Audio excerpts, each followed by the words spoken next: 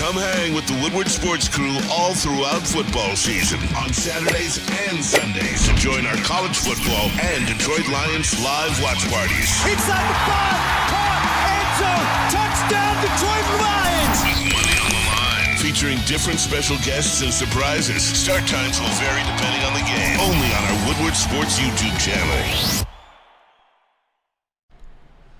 Welcome to the Lions postgame show. My name is Stick. Got the ski mask on still. We'll take that off for now. But first, I want to start off the broadcast by saying a few things. Here's what the fuck I don't want. People jumping off the bandwagon. I don't want people bashing Jared Goff for throwing his first interception in 14 years. I don't want to hear how the Lions are the same old Lions. What I do want to hear is that you are real fans, and you understood that there's going to be highs and there's going to be lows to every season.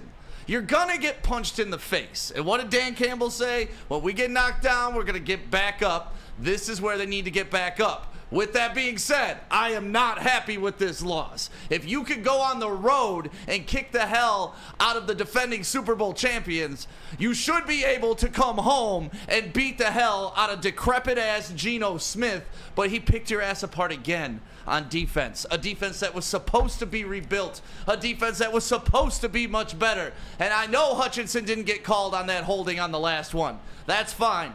It is what it is. You can't blame the refs if you aren't making plays all game long. But I'm not here to hear everybody jump off the bandwagon. What I'm here to think is that we're all here as Lions fans. We all understand these kicks in the dick hurt because we've been through them many years. This was not expected, but it's bound to happen every once in a while. Now, if the Lions go lose their next 2 games, this is a big loss. If they go back next week and kick some ass, we're right back on track, baby. My name is Stick. This is the postgame show. We got Anson up here with me. Lucas in the chair. Lucas, you were kind of emotional, a little boozy during the game. How you feeling now? Have you sobered up because of the loss? It was definitely a sobering feeling. But you are absolutely right, Stick. This is a tough loss. I think all this comes down to is simply Pete Carroll out-coaching Dan Campbell. Now, that does not mean that Dan Campbell is a bad coach. That does not mean that Dan Campbell is not the future of this organization. But now, does this mean that Dan Campbell really needs to look himself in the mirror and realize that when you are in the red zone, you tank the points that are given to you? Yes, I think that does. And am I happy that this happened in week 2 of the regular season? Absolutely. But is this still a tough loss? Is this still a tough bullet for the Lions to bite? Absolutely. As a Lions fan, I'm furious because this was a very winnable game for the Detroit Lions. Jared Goff, outside of that pick 6, which was similar to what happened last year, he played a terrific game. He had 7 incompletions this game. Amon-Ra St. Brown, he did what you needed him to do. Yeah, David Montgomery got hurt, but let's not act like this Lions offense wasn't humming. This, in my opinion, it simply goes down to coaching and given what is taken to you. And that's what they did last week in Kansas City. But when the points are given in the red zone, man, you have to take them. Anson, during the broadcast, our live watch party right here on Woodward Sports, which we do for every single Lions game, you were kind of pissing some people off. You're the SOL guy. Does this play into your SOL BS? It absolutely does, because I have to disagree with Lucas. This didn't come down to coaching. This came down to 3 major mistakes by the Lions that led directly to 21 points. Seattle shouldn't even have been in this game. Let's be real, all right? First touchdown. We have them coming off the field. C.J. Gardner-Johnson, personal foul. First that down. push was bullshit, Okay. man. Like, you got to do better. Like, look, listen, I'm C.J. Gardner out. I'm all in with the face mask. Like, I love what the guy brings to the city. He was at the Cats King game on Friday. But you can't do all of this and then come out and push a guy after you tackle him. Like, be violent, be the villain, but don't fuck your own team. And as a Lions fan for my whole life, you as well, and Lucas, everybody in the room for the game was a Lions fan for life, I think. And we've all seen these moments where you're in a very big game and the Lions shoot themselves in the foot, and that is same old mentality, all right?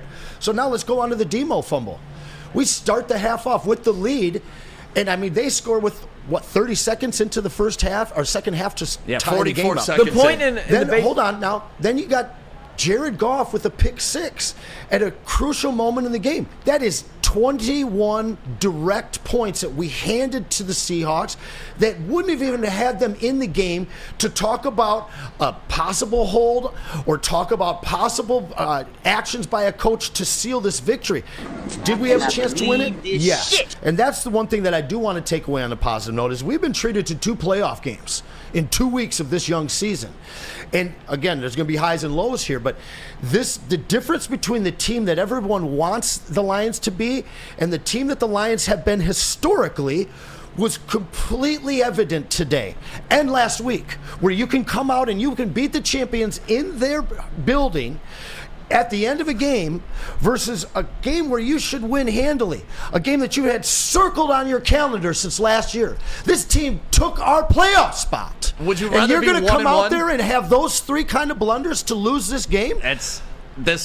This was what you were worried about. The only way Seattle could come into Detroit and win is if they got turnovers, and that's exactly what happened. The Lions pretty much handed them the game. And everybody in the chat saying take the ski mask off, shut up. Listen, I'm not going to buy in for just one game, and because they lose, oh, I'm not a Lions fan anymore. Oh, I can't participate in this. Shut up. Because when they win the rest of the season, I'm still going to be rocking the ski mask. I'm not a fair weather fan. I've been with this team forever, and if I bought a ski mask off Amazon, I'm going to wear the damn thing. After a loss, after a win, it doesn't matter. So now, I will take the ski mask off before the end of the show because this bitch is hot, but that's not because you're telling me to. Can we all agree, and Anson might be the odd one out on this, that even though the Lions lost, there's a lot of people, I know that people are going to be typing in the chat, same old Lions. Are you off, or the question is, are you on the same old Lions train, or are you off the same old Lions train? Because me personally, this is a tough loss, but after what I saw in Kansas City last week, I still am believing that this is not the same old Lions team. They go in Atlanta next week, who just, by the way, beat the Green Bay Packers. So you now have a chance to beat the Atlanta Falcons at home, avenge this game against the Green Bay Packers team who they just lost to. So I'm not off the same old Lions team. But Stick, Anson, JB, Jalen, are you guys still on the same old Lions train? JB, let's hear from you. We haven't heard from you yet. What you thinking over there? Man, again with this is not the same old Lions. This is different. I'm still going to wear my ski mask as well as you, Stick, but this just hurt. This just hurt a lot. There was a lot of missed calls from the referees, even though, we can't sit here and blame the refs for everything, but still, because we put ourselves in that position as well, too. What about you, Jalen? I'm not stuck on that same old Lions stuff, man. I just know we had a lot of errors. We let Geno Smith like a all-pro quarterback. Every time he plays in Detroit, we play against him. He's, the best quarterback in the league. You know what I mean? So we just got to, lock in and tighten up. But every time we play Seattle, the same thing happens over and over. Blown coverage. They were picking on Jerry Jacobs. It's like you see what they're doing every play. They got tight ends. You can't even name the tight ends. Nobody can name them. Yeah, Will Dissly should not be kicking our ass. That's not even right. Let's get some caller reaction too. 313-552-6322 is the phone number. It's 313-552-6322 because we want to hear from you what you guys thought of the game. I mean, obviously, we're all having kind of different reactions in this studio right now. Anson, I know that. Not that you're happy when this thing's happened, but you bet me during halftime that the Lions or during overtime that the Lions were going to lose. I owe you that $5, but. You're not sad when these things happen. Why is that? To me, it comes across as you almost dude, you're I'm boastful pissed about them losing. Listen, I'm fucking pissed. Okay, good. All right? These young guys think that I'm down on the Lions. I want the Lions to win worse than all y'all because I've been through this for longer than all y'all. And my issue is that this team wasn't as good as our team today. They weren't. No, they're missing both their tackles. So then, please take away the coaching because this was the Lions SOL on display. The Lions got in their own way today. But it's both. I agree. Dan Campbell cannot keep passing up on points. Okay. You cannot do it in the NFL. This isn't Little League. Sure. So there's some more SOL, all right? The Lions got in their own way today, and there is absolutely no way around that. The Lions were the better team. They should have won today, and they're going to be in this situation again throughout the season. They can't make these mistakes. This has to be a growing point for this not Piston team, this Lion team. They have to take this game and grow from it, and that is where I have the promise and the hope for this team because I do think they have a different mentality. I do think they have a different culture. I think that this can be a rallying point where they realize that they can't come in and make these kind of miscues and expect to be a 12-win team. So if they take this as that moment, this is the date we had circled on our calendar and we failed ourselves. We didn't get beat. Python Knight in the chat right now saying this is a loss that shouldn't have happened. What to know, what should have happened. Taking field goals instead of going for it. That'd be 6 extra points. That's something Dan needs to stop. Thank you. And that's what you were saying, Lucas, right? It comes down to simple coaching. Look, I am not on the train in any way of fire Dan Campbell, get Dan Campbell out of here.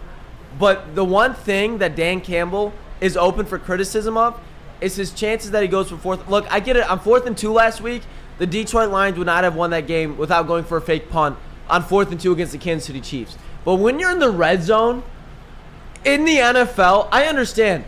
It's disappointing not be able to take a touchdown. But take the 3. It's 4th and 4. Okay, but wait a second. It's 4th and 4. When we scored our 21st point, it was based on a 4th down conversion. So that one 4th down alone, no. That one 4th down alone wipes out your 6 points. No, but take it back. Wipes out your 6 points. And again, I'm not saying that Dan Campbell needs to get out of town. I'm not saying anything like that. But I'm giving honest criticism to Dan Campbell here. But if you're going to live and die by the 4th down and conversion on 4th and 4 inside the red zone, that's an obvious take the 3. I'm sorry, 4th and 4 I inside. cannot let people keep blaming Dan Campbell I'm not, when the players let us down today. Listen, but at the same you point, gotta take the points, why? bro. The 2 field goals that he didn't take were overshadowed by the 7 points on a touchdown that he got on a 4th down converted drive. You can period. You That's can an live extra in both. point. You can live in both worlds, though. Like you Okay, can go I'll for give it. you that. You can. I'll That's give you what I'm that. saying. Like you got to find the balance. But you got Riley Patterson, bro. If Riley Patterson isn't on the field, you don't get any points. So your point that you were saying earlier, when the Detroit Lions have 21 points, go back to the fact that they could have 24. And again, I'm not on the boat of getting Dan Campbell out of town, but this is where if the Detroit Lions want to take that next step, what was holding them back last year? It was on crucial 3rd down and 4th down conversions of taking just the punt or the points. And Detroit Lions football needs to take that next step of taking when the points are given to you, take the points. There's no point in 4th and 4 in the red zone. You don't even have a guaranteed touchdown in that situation. There needs to be a healthy balance. The points. There needs to be a healthy balance. Because it can't just be football gods are constantly real. always. The football gods are real. You keep fucking with them, eventually they're going to kick back, and that's what happened today. There's a reason good coaches keep their teams in the game. You know, there's a reason sometimes conservative coaches are better. You don't see Bill Belichick going all crazy like, oh, analytics on 4th down, I could get it 58% of the time. No, get the points. Points are hard in the NFL. We've known that for years with the Lions when we couldn't even score. I mean, how many games did we lose on the road? It was like 3 years losing on the road. You keep constant pressure on your opponent. And when you give them that ball on 4th down, it's a turnover. It's not just it's a momentum swing. It's not just, oh, we didn't get the play. It's, oh my God, they stopped us. They get the ball. Look how fired up they were on the sidelines when they stopped them on 4th and 4. On the road. And what was supposed to be, give them that shit. When what was supposed to be the loudest Ford Field atmosphere in a decade plus. And now let's think.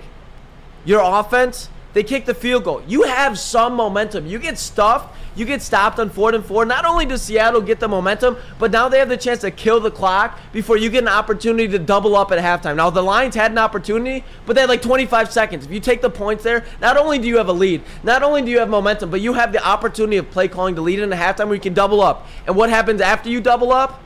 Jared Goff throws a pick 6. Now, I'm not going to blame this whole game on Jared Goff because Jared Goff had an excellent game outside of that pick 6. He was very good. He was efficient. But he took the reads that were given to him. that have been laying in the weeds were waiting for this moment. And this is going to be the game where they come out. Mind you, he put 10 points up on the board in the last 8 minutes of the game to get them into the overtime. But there is a silver lining here, gentlemen, and that is that the Lions are still in first place in the. They lost to Atlanta. The Packers lost to Atlanta. Chicago lost. Minnesota lost. So I want to get off the negativity because at the end of it, this is a playoff team that we just barely lost to in a game that I thoroughly believe we should have won, and we are a better team than them. But who's going to beat us if we have a couple more mistakes and we dump a couple more games? Is there a team in this division that can beat us? No. Is it the Packers? Yeah, it's the Packers for sure. Because if you're telling me the Detroit Lions just lost at home to the Seattle Seahawks, and I'm all in on the Detroit Lions going into Lambeau Field and beating the Packers. But if you're telling me that you can't be a little bit concerned at how the Lions performed today, I understand they were without Taylor Decker. But at the end of the day, you can't be worried about at home putting the Seattle Seahawks without 2 tackles. Aiden Hutchinson, he had a solid game. The Detroit Lions did not have a sack. Listen, You have to they be had a the little one. bit concerned. No. I'm not saying I'm all out on it. I'm talking in the chat right now. Okay. Someone said Brad Holmes is a joke. This is the shit I'm Fuck not going to you. tolerate. Like, you can't be a stupid Lions fan anymore. You can't just a loss is going to happen. Like, I don't understand people that don't get it. Nobody goes undefeated. And the last team who went undefeated lost in the Super Bowl. So which Exactly. game would you rather lose? I Week think 2 or the damn Super Bowl? only- No, don't overreact to a loss, just like you shouldn't overreact to a win. Yeah, the only it's way a that long I season, boys. The only way that Brad Holmes could have positively influenced the outcome of this game is if he would have gone out and signed a legitimate kicker. That would give Campbell an opportunity to maybe second guess his decisions to go on every single 4th down. And in order to find that balance, he's got to have confidence in that kicking game, which it doesn't seem like they do right now. But I don't think that this game is on him. I think the game, Lucas made some good points on why Campbell could have been different and better in different points of this contest. At the end of the day, though, I think that it all came down to mental breakdowns from the Lions players. Turnovers. Absolutely. I mean, you always see it, like the turnover differential. But the at any game. CJ penalty is just the same. CJ penalty's stupid. The turnover coming out of the half is stupid. The Goff pick 6 is stupid. But they happen. It's football. The Lions still, with all that said, the Lions still had a chance to win this Yep, game. absolutely. JB, we got callers on the line. Who we got? Yep, we got callers on the line. Can you guys hear me? Yeah. Yes, All sir. right, cool. I will send you Steven first. So here's Steven. What up, Steven? Hello, how you guys doing today? Good, man. Where you from? I'm from California, man, but hometown roots from Detroit, so you know, Lions, there we go. Represent. How you feeling after this game, Steven? Well, honestly, I expected us to go 1-1 after the first 2 games. I thought we were going to lose to the Chiefs and then beat Seattle, so I'm not happy at the way this has turned out, though I do think we kind of needed to be humbled. We got I like excited that. that we beat the Chiefs. That's They a good did not have Kelsey. They did not have Jones. We need to put some respect on that.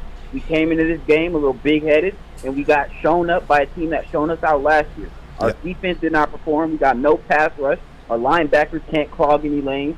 Goff, you can throw as nice as you want to until I see you push the ball down the field. You're not that guy. That's it.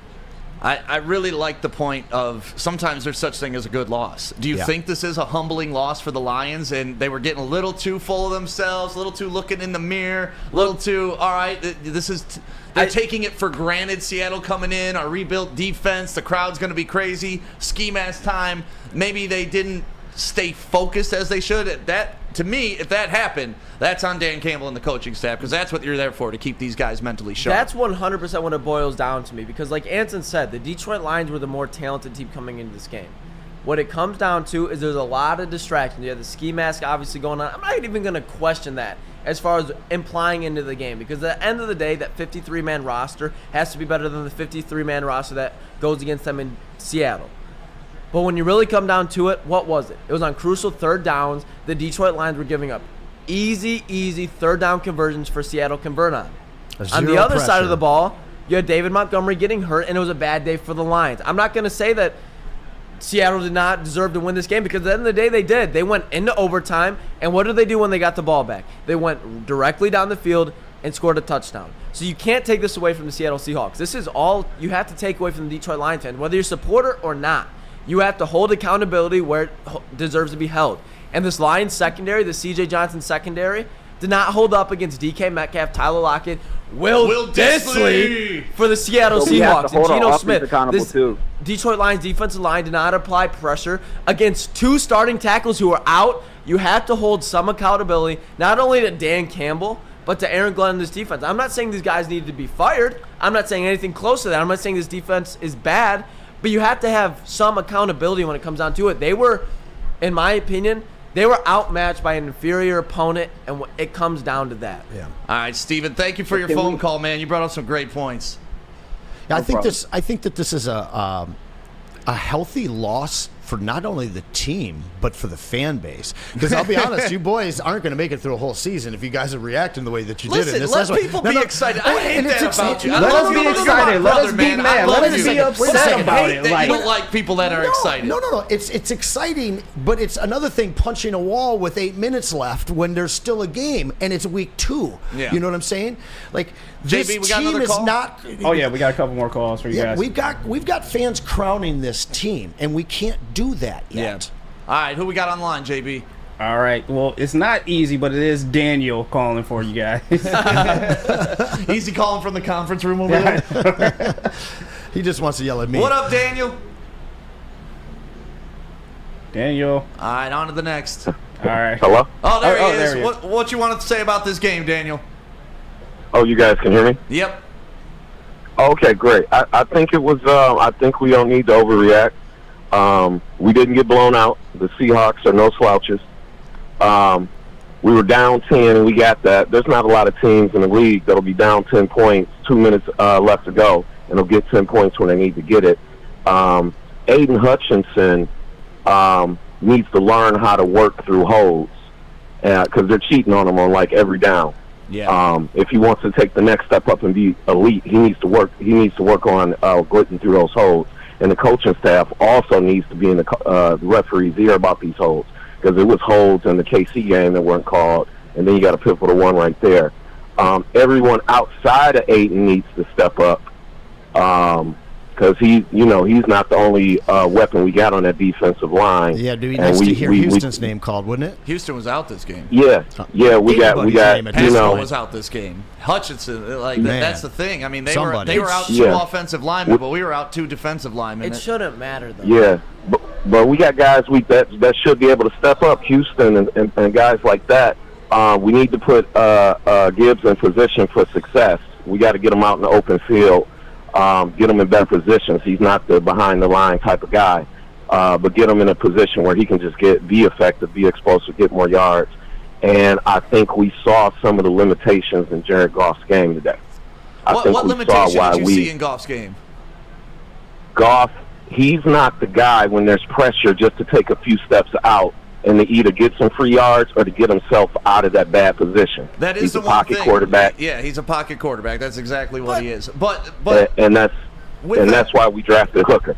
You think so? Not bagging him, but we see the limitation. That's the one thing Goff lacks. I'll say that. And I'm a Goff fan. I'm a Goff supporter. I'll defend him to the end of time. I'm sorry, but this game has nothing to do on the hands of Jared Goff. I understand he threw that pick 6, but at the same time, on third and manageable and second and manageable, he kept this team ahead of the chains. If there is anyone to blame on the defensive line, on the Detroit Lions organization, it is the defensive unit. I'm sorry, but Jared Goff, besides that pick 6, he did his job. I understand he threw that pick 6. But let's not act like... He threw 3 touchdowns, too. He threw 3 touchdowns and had 7 incompletions. Not to mention, before this game, he was on the verge of breaking the lead records for breaking the interception streak of most passes thrown without an interception. So he threw an interception. Great. It has been 6 or 7 games without it. That was hilarious. Right after Fox puts up the graphic, too, about him not throwing an interception. What happens 2 plays later? It's like they knew the script somehow, some way. I'm telling you, man, that the NFL script writer, like that little skit that they do, that's a real thing. That's a real thing. We got somebody else, JB? Oh, yeah, we got a couple more people here. I will send you Tanner. What's up, Tanner? Where are you from? Hey, what's going on, boys? Honolulu, Hawaii, actually. Oh, did you call last week? Yeah, I did. All right. Nice. Okay, what's the difference back. between last week and this week, Tanner? How you feeling? Oh, you know what? I'm going to say I feel good about the game. I would say the only thing that I personally saw, and it was they took the Seattle offense took advantage of our defense. And one guy in particular that I personally saw, I think the linebackers played great. I think the safety played fine. Obviously, Kirby Joseph got the pick. It is what it is. But they targeted Jerry Jacobs. You're talking about the DK Metcalf one-on-one with Jerry Jacobs when we pay Cam Sutton $33 million for 3 years? What are we doing? Yeah. But I don't know if that's defensively, but you have Jerry Jacobs guarding him and Tyler Lockett when he should be on Jackson Smith-Jigba the whole game. Like, if that's what you want, you go to the third option. You don't put Jerry Jacobs on DK or with Tyler Lockett. Tyler Lockett right across the center of the field is way faster than Jerry Jacobs, and we have much better corners and safety like Kirby Joseph, who's fast, Brian Branch, who's fast. I can keep up with those guys. I don't hate Jerry Jacobs. He's good at when he's out there, when he's guarding certain spots, but man coverage, he's not fast enough, he's not talented enough, he's not big enough to be able to knock the ball out of these big guys, especially. And that's one of the things. That's one of the things I think Lions fans are going to get used to about this new regime and this new team, that they're still growing. And even though we loved Rodrigo in the middle last year, he ain't the guy. And even though we loved Jerry Jacobs last year, we love those guys. We love Kirby Joseph. Maybe he was good on last year's team, but he's not the guy for this year's team, right, Anson? They're surprising players that we were able to get with very low draft capital. They're guys that are supposed to be depth pieces, not difference makers. And that's something that I think Lions fans got a really important taste of today. And it's the reality of this roster. There are still holes. And it was built this way because they weren't trying to fill those holes and just, draft for the little holes that they had. They wanted to get players that they want to have here for a long time. Next season, this offseason coming up after this year, is going to be the year that you see this team address the holes that they truly know they have. We had holes across the board last year. Yeah. I mean, not just a defensive tackle. Right. There's a lot of different positions that we need, but we're going to have such a better idea this offseason. And when you don't have those widespread needs throughout the team, you can truly address them through free agency, through the draft. Someone just said in the chat that they're probably going to review that holding call on Hutchinson, and the NFL should look at that. And they're going to be like, "Yep, we missed the call." Of course. We get at least one of those a year here in Detroit. "Yep, we screwed you, Detroit. Sorry, our bad. We'll get you next year." It does nothing. Yeah. It does nothing. Here's the thing, and I can already see people in the comments chanting, "Oh, we should have taken Jalen Carter. We should have taken Jalen Carter." Newsflash: the Detroit Lions held Kenneth Walker, who's one of the best running backs in the NFL skill-wise, to 17 carries and 43 rushing yards for 2.5 yards per carry. So I don't want to hear Brad Holmes sucks. Oh, we should have taken Jalen Carter. We literally held one of the best running backs in the NFL to 2.5 yards per carry. This comes down to strictly the secondary and the pass rush getting a pressure on Geno Smith. 100. If they do that, this game is simply not in the same situation. So stop all of the Detroit Lions should have took Jalen Carter. Week 1, who was the Chiefs' leading rusher? Patrick Mahomes. Yeah. Kenneth Walker on 43 yards is exactly what you want for the Detroit Lions. It comes down to the secondary, making their life difficult when the pass rushers can't for the Seahawks. You know what they do? Man coverage, but make their life hard off the line of scrimmage. Press them. Do something. I think Aaron Glenn needs to step his game up. I don't want to hear any Brad Holmes talk, because at the end of the day, if Jahmyr Gibbs isn't in this game, if Sam Laporta, who had a crucial second down conversion for the Detroit Lions, isn't in this game, the Lions aren't in this game. So stop the Brad Holmes slander. It makes no sense to me. I do want to talk about the tight end play, though. Not receiving the ball, but blocking. These young tight ends are having an issue blocking, and that's what blew up that first play of the second half and caused the fumble. So as much as I knew T.J. Hockenson, he's not worth the money. He was a good blocking tight end, and you can tell that's a big difference so far. At least this game, Montgomery, it caused that fumble, not being able to block. I just have to keep coming back to 3 turnovers to 0. Yeah. We didn't make the Seahawks uncomfortable. I didn't see them moving the ball up and down the field. They took advantage of the few spots that they were given. They were given great field 3-4 different times. They were given the opportunity to close this game out with just a few first downs. They didn't bend and break our defense. We handed this game to them. This should have been a 28-16 Lions win. Period. Ooh, all right. It should have been a 2-possession game. There's no way to dispute it. I mean, the Lions were the more talented team, especially when you talk about the NFL on Sundays. What is the most crucial part? Turnovers. Up front, the offensive line, and what creates what Stick just said, what creates the lack of turnovers up front. But yet the Lions, they still had protection up front for Jared Goff, but they still created turnovers, and that comes down to simple mistakes and, in my opinion, coaching. Pete Carroll had this Seahawks team tuned up. They got smacked in the face against LA at home. Bad. And they came ready to play. The Detroit Lions, they were feeling good against Kansas City. So I think this is a simple smack in the mouth. although this is a tough loss for the Lions, I'm happy it happened in week 2 of the regular season rather than week 16, week 17, week 18, where you really have to wonder, what the hell is happening with the Detroit Lions? Well, we got some videos from Twitter. What you pulling out over there? We got Dan Campbell on the final, just in the fourth quarter. I'm about to pull the video for you guys and check and see what he's talking about. Let's see what DC has to say. All right. I wanted to take it as it came, and here's what I knew. They had 2 timeouts, and I did not want to give that ball back. That was number 1, do not give this ball back. Number 2, can we get down there far enough to score a touchdown? But and so I already had in my mind, if we get it to a certain point on 4th down, we will go for it. If not, we won't. So kick the field goal. I felt like our chances were really good in overtime, and it didn't work out. Yeah, it didn't work out because you couldn't get the damn ball back. Your defense couldn't get the job done. If you even hold them to a field goal, is there any doubt in your mind that the Lions are taking that ball down the field to score 7? None. No doubt at all. So, to me, this loss is entirely on the defense, as it was last year against Seattle. I know people want to blame Jared Goff for that pick 6, but if you're letting up 37 points, and even if we take away Goff, wait a second though, Demo gives them the ball within within 25 yards to start the second half. CJ extends a 3rd and long that we had stopped them on, gives them 15 yards and a first down. I'm telling you, the defense was put in a bad position at the end of the game because of the offense. So, Anson, let me ask you this question. If you had a point, and again, this game goes on multiple people. Football is a 53-man roster. It's a team game. But if you had to point one finger, the most objective person that you had to blame this loss on, who would it be? Would it be a single player or a single coach? Well, I'll put it on a single moment because I'm sure that CJ made plays all over the field and influenced the quarterback to throw the other way. However, that moment was massive. When he pushed him for that Yeah, personal foul? I mean, just, so early in the game like that, when you have an opportunity to set the tone at home and you give them a new opportunity, a new set of downs, and they capitalize on it to score 7. But I'm not an SOL guy. That was an SOL moment. At 100%. You make the play, it's a big play, and you overreact and shove a guy on the way up. That is the dumbest thing I've seen. Yeah, and you're the guy that's got 1,000+ people wearing your thing out there, you know? Yeah, I bought in. I'm in. I love CJ. So I don't know. Somebody was telling me that somebody else threw the comparison out, but he is our Sheed. He is our Sheed. He'll get that tech when you don't want it, too. Yeah, He'll sure. cost you some games. We got some more videos. What else we got?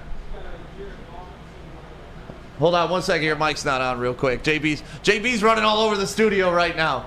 What do you got? We got DC's comments on Jared Goff's performance this game. Let's see what we're talking about with that. Let's see what DC. He's going to support Goff. Yeah, I need to look at it again, but to me, that was more on the route than it was Goff. All right, this is why we work them over and over. You got to be decisive, man. You can't do that to your Q. So, but I'll know more tomorrow. I need to watch it in real time. I thought Goff played really well. Really well, man. He looked comfortable, calm. I thought he was accurate. He threw the heck out of it, and he was in it. And I was really proud of the way he played. And there you go, Dan Campbell saying that interception wasn't on Goff. That was more on the route being run wrong. And that's what you expect. I mean, again, we love Jahmyr Gibbs as Detroit Lions fans, but rookies are going to make rookie mistakes. And now I'm not going to say that Jared Goff couldn't have thrown a better ball there.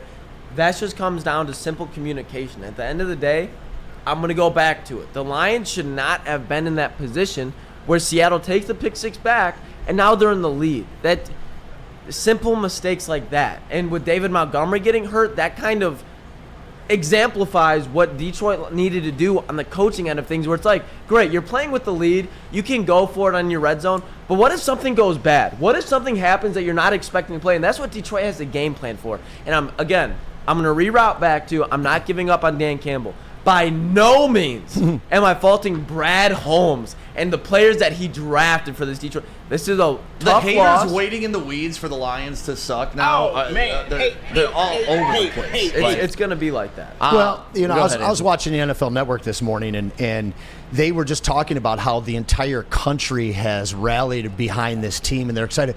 And, just like we're seeing in Colorado with Prime right now, when you have a lot of love, you're going to have a lot of hate too. Yep. And the Lions stole the spotlight last year on Hard Knocks, and then continue to stay in it after winning 8 of their last 10, and then obviously seize everybody's imagination Week 1 beating the champs in Kansas City Chiefs. But I think this is a valuable game for everyone, from the players to the staff to the fans. It's a reality check. This team's not crowned yet. No, they still got work to do. This team has some major holes still. Yeah. I'm really worried about the injuries coming in and leaving this game, because as good as we are in our first 22 on the field, on the offensive, defensive side of the ball, past that, our depth is not where we think that it is.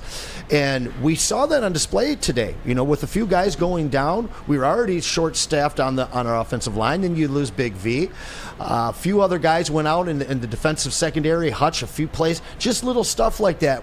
When you've only got one guy who can really get to the quarterback and nobody else to come in and step in for him, when you've got only a couple guys that are able to hold things down in your secondary, you're missing Mosley, you're missing these other guys.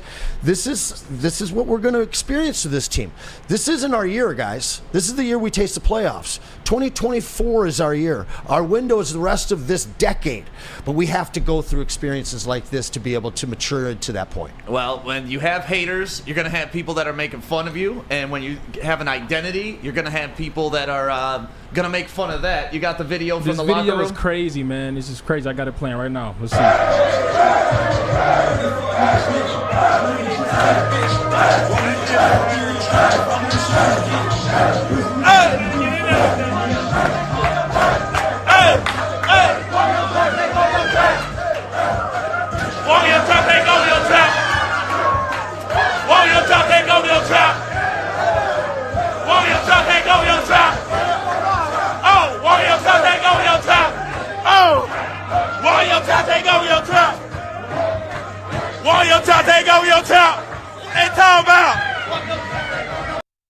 Do we have a new rivalry? Fuck them. Fuck the Seahawks. Hey, no, that's fine. When we go and kick their ass, yeah, in their exactly. Place, we're gonna take that number 12 and we're gonna use it as toilet paper and wipe our ass with it. You can take that flag and shove it. Let's not act like this is not a 17, 18-week season in the NFL. Look, I get it. I'm not gonna be a Lions slappy up here and act like the Detroit Lions did not get smacked in their face. But as Detroit Lions fans and Anson, I want to hear what you have to say about this.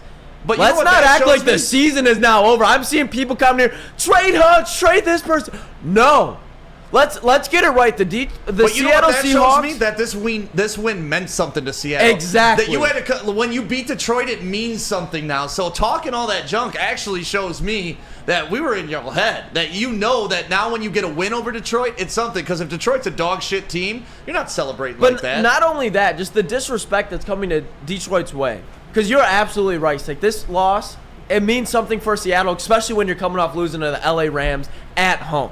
Not only that, but that means that Detroit should be looked at as a serious team. If the Seattle Seahawks are beating the Houston Texans right now, you know what they're doing? They're going, nice. That's what we're supposed to do. But honestly, people are looking at Seattle Seahawks saying they might not win this game. And it's for a reason. Detroit made some flaws that are correctable. They are not only going to get Taylor Decker back, but they're going to get Jamison Williams back. And I hope to God, after this performance, that we go into the wild card round, the divisional round, and we play Geno Smith. We play the Seattle Seahawks, who we lost to by minimal points. We correct the mistakes that we did. We get David Montgomery back healthy for 4 quarters, and we go in there and we show them the Detroit Lions that they actually are. Because I'm sorry, Anson, I know you have different opinions probably, but I am not giving up hope in this Detroit Lions team. I'm not. Homie, you got to stop with that shit, all right? I've been hopeful since before you were born, all right? But we haven't had Brad Holmes. Stop, all right? That just pissed me the fuck off, seeing them in their locker room like that. Our locker room, not their locker room. In Detroit partying like that. Yeah. And CJ, you better take that to heart, because you're the one that came out here and had everybody wearing their masks, and you're the one that started off this game with your culture on the field of problems, which you had in Philly, which you brought here, which you showed last week, but you made the big plays. I didn't hear your number called today. So I hope that you're pissed off like the rest of Detroit is seeing that clip. But I will say this. What's the difference, or what's the opposite of love? Hate? No, it's indifference. Okay. All right? Okay.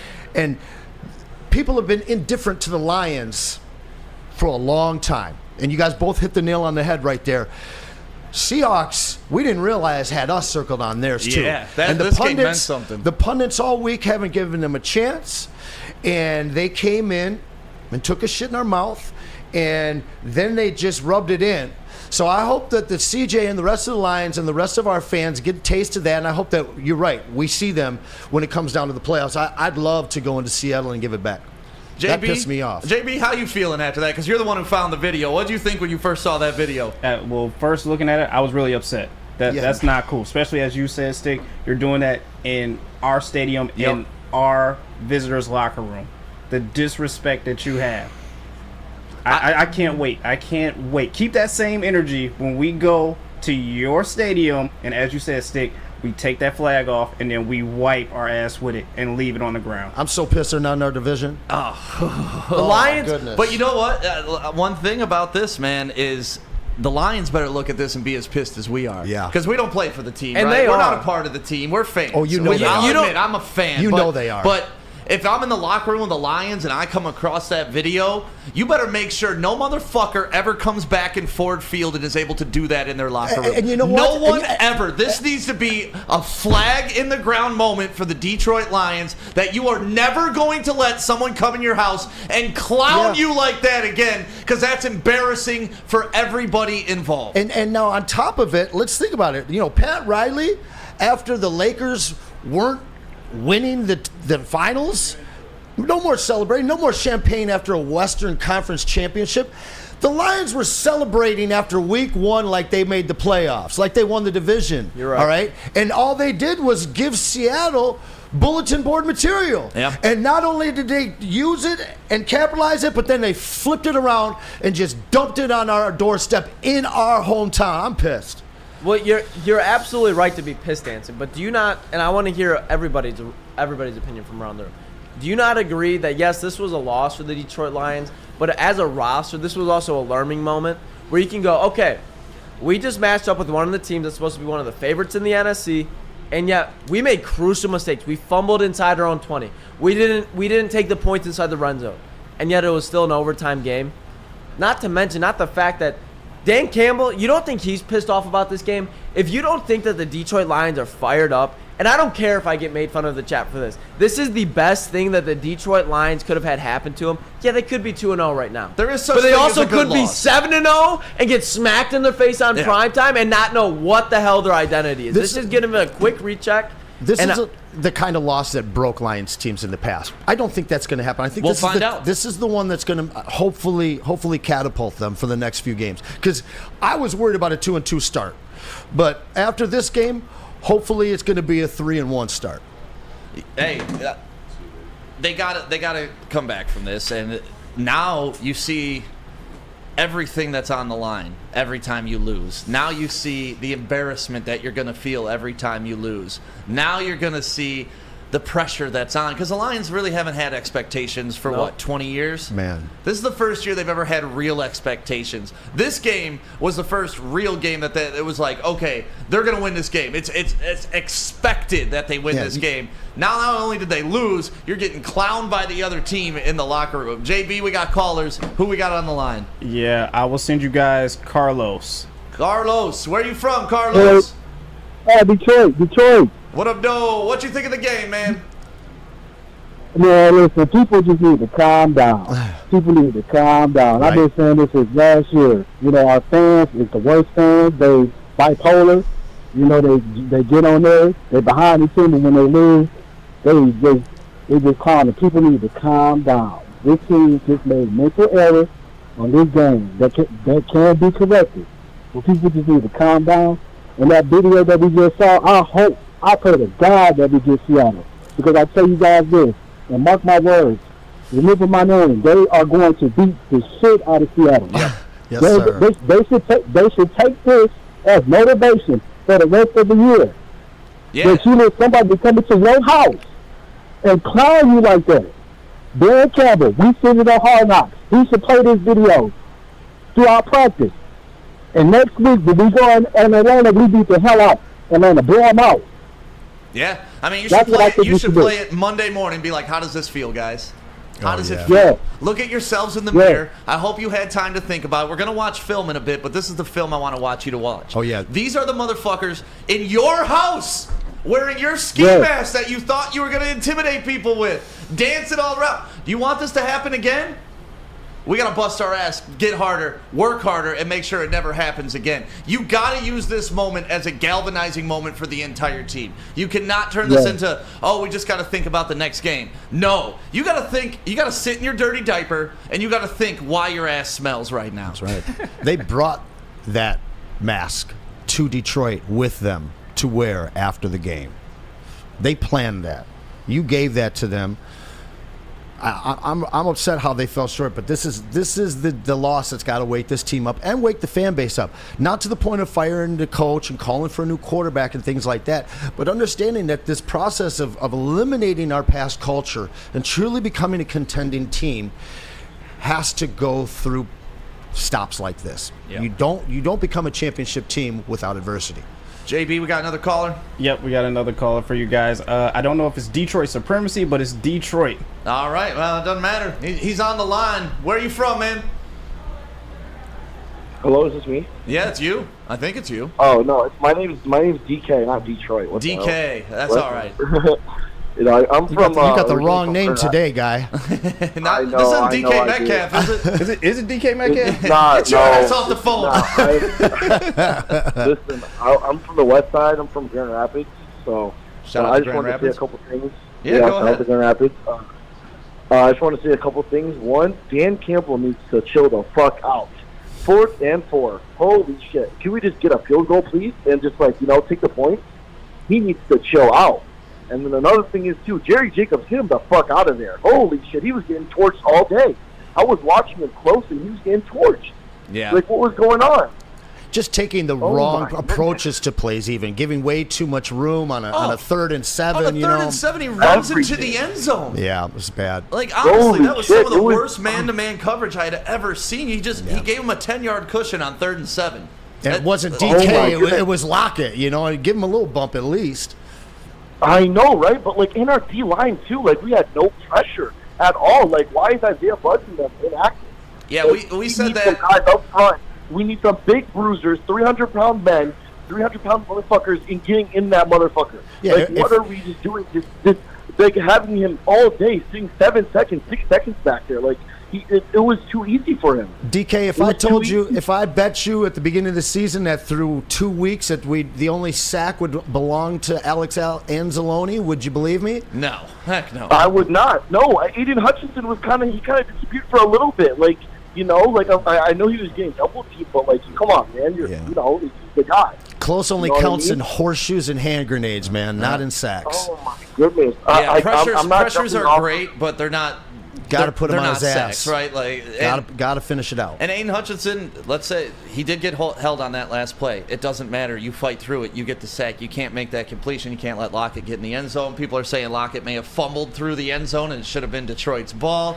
It doesn't matter. Yeah, it doesn't matter. You went into overtime. Listen, you were at home. You had a chance to put this game away and you didn't do it. So it's a tough loss. It's not a loss that I'm going to cry about. I'm still going to be a Lions fan Speak next for week. yourself. Yeah, you were crying during the play. Dude, I was going through honestly, have you sobered up a little bit? Because not only were you drunk during it, Lucas was you were on getting one pissed. today, man. Yeah. Dude, I knew what was coming. It was after that Jared Goff pick 6, and I watched us after we failed to go on 4th. I knew what was coming. You knew what was coming with You knew the the brand new formula. Lions? Listen, this is the game where we saw what did we see through the first half of the regular season, and what was the reason that the Lions lost most of the game? It had to come down to bad defense and Dan Campbell play calling, and I think we got a glimpse of that at week 2 of the regular season. I think this is something that the Lions will nip in the bud, and Dan Campbell will look at himself in the mirror and you're like, you know what, boys? You know what, fellas? I could have shook 3 there. You know what, man? I should have played a better game there. I should have called a better game there. And I think he will. But at the end of the day, the Lions lost the game. You can't take that away from Seattle. Detroit got outplayed here. They got outplayed and outcoached. As a fan, I just got to watch back-to-back playoff games. Week 1, week 2 were fantastic. All right, let's get some final thoughts before we wrap up the post game. Thank you guys for joining us. Make sure you like and subscribe and drop your name in the chat. Let's see. We just got let's see. Let me box Aaron Glenn for charity at O'Toole. Come on out to Cicerelli's. We can box out there. That'd be a good time. JB, final thoughts on this game. What are you thinking? I'm disappointed. I'm upset. But next week is going to have to be the bounce back against Atlanta. I need you to go there, and I need you to just, as you said, smack them in the mouth. They just beat Green Bay. Smack them in the mouth. Like this, there needs to be no overtime. None of this needs to happen. This just needs to be Jared Goff going in there, putting it right on the table. 4 touchdowns. No questions about this win next week. All right, Lucas, final thoughts? There's a lot of final thoughts. But if I had to explain it, take this week, watch the film, take what you can from the film, and trash it. This Lions team is way too talented to act like week 2 of the regular season is their defining moment. I'm sorry. They played a sloppy game. They played a game that they could have been much better in, but yet they still lost. And that's going to happen in the NFL. If you slip up in any type of way, whether it's the Seattle Seahawks, the Houston Texans, Arizona Cardinals, you're going to put yourself in a tougher position against any NFL team. And when that NFL team is talented, when they have DK Metcalf, Tyler Lockett, Kenneth Walker, etc., and you're playing against them and you make simple mistakes inside your own 20, that's going to come back and cost you. But the things that cost you, you can correct. If the Detroit Lions tighten up on their play calling and the simple mistake, they will be just fine. I've not lost any faith in Brad Holmes, Dan Campbell, Sheila Ford, Hamp. However they have made this roster, I have not lost faith. This team was not going to go 17-0. This team was not going to go 15-2. They were going to take some losses during the season. That's right. And if you were going to tell me 3 weeks before heading into week 1, the Detroit Lions were 1-1, I'd be like, shit. I'll take it. That's better than 0-2. Right, and I understand you could say that's same old Lions mentality. Final thoughts, Lucas. But take it back to you. All right, Spenny, what's your final thoughts on today's game? It's not the end of the world. You're 1-1. You didn't expect to be 2-0, no matter what. You need interior defensive pass rush. You need pass rush from the interior defensive line, and they didn't get it. So hopefully, sign Leonard Fournette, sign Ndamukong Suh. Uncle Lenny. Booner, crazy ass. What? I'm saying same thing as Spenny. Someone show me a record prediction that you had us going 2-0 and us winning 12 games. You won't. We lost one of these 2 games. We're fine. Defense tighten up though. 31 points. 37. Well, Jared Goff owns 7. They punted at least. Jared Goff owns a pick. Well, then you can't. All right, we'll get into semantics. What do you think, man? What's your final thoughts? Well, we got our ass whooped. You know what I mean? Like, we had the ski match, in Detroit, we take that, stuff to heart. Mm-hmm. So we got to come back, bounce back. Chauncey, you bring that stuff here. We with you. Let's just lock in. It wasn't his fault. We just had a couple errors on defense. Offense is pretty good, but, we just got our ass whooped. Like, Detroit, that's not how we get down. So I'm pissed, but we'll get it back. Trust me, we'll get it back for sure. All right, Anson, what are your final thoughts? Spenny creeping on you. What you doing, Spenny? Just get your plug in. I mean, hold on. Let Spenny get his plug in. You guys know me. I'm not a golf guy. This wasn't on golf. Hey! This wasn't on Dan Campbell. It was not on golf. This was on a lack of interior pass rush and the turnover battle. Yeah. Don't blame it on golf. Don't blame it on Dan Campbell. Blame it on your interior defensive linemen and losing the turnover battle. That's all it is. Yeah, and a positive I'm going to take away from this for the folks at home is 3 turnovers by the Lions, no turnovers forced for the Lions. This game should have gone a lot worse. This game was winnable to overtime, clearly.